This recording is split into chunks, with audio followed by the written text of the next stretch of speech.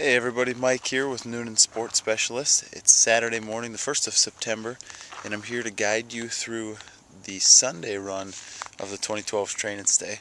It took a little bit to get back here because of some of the washout that they had in June, but we're at the trailhead at Magny Snively, and we're going to be heading on a 3.2 mile out and back.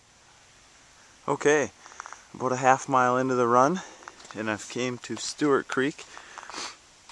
This is where you're going to see some of the issues that they had with the flooding. We're going across the stone bridge, which is pretty common. Every race that I've been in up in Duluth, we've came over this section. But you'll see as we get to the end here that it's pretty tore up. So we'll have to kind of watch our footing through some of the washout here.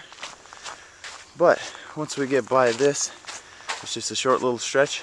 We'll be back up on the Superior Hiking Trail where it's a little less flood damaged.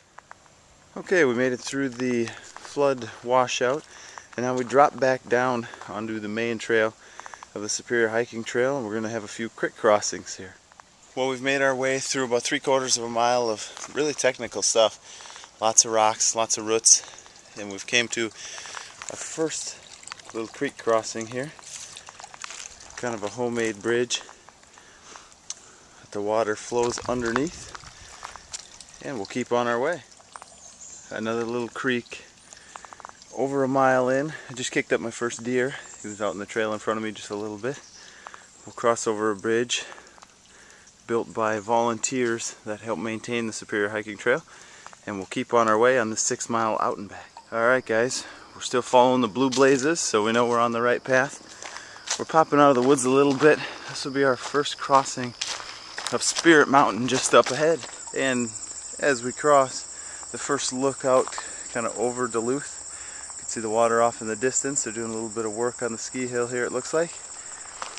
We'll bust across this little cut and back into the woods. Okay guys, we made it to the turnaround here. Up kind of at the base of Spirit Mountain near the chalet. It is just under 3 miles. We had a little bit of a detour with some of the washout, so we'll head back. I'm a little bit winded even from that first 3 miles just because I'm not used to carrying the pack.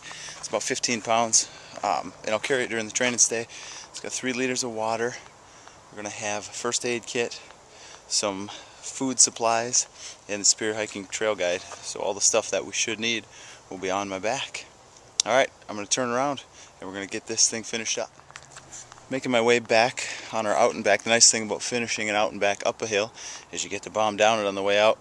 But I notice we have one maple tree that's starting to turn over here. And that's the beautiful thing about coming down here in about 6 weeks. This color is going to be everywhere. So now it's lots and lots of thick green. 6 weeks from now we're going to have all sorts of color, reds and oranges and yellows. And it's going to be a totally different run than it is today. Well guys, the joyride ended. We had about 3/4 of a mile of drop descent coming down where we could run pretty good. Then it got back to some technical good climbing for about half mile, and now I think we're going to kind of flatten out and run a little bit of the trail until we get the good climb back to the car. I'll see you there. Well guys, we made it back. So just under 6 miles, and that last mile was great. There's a couple things I didn't even notice on the way out that I picked up on the way back. So these out and backs can be a pretty cool thing, especially when it's this technical and there's this much to see.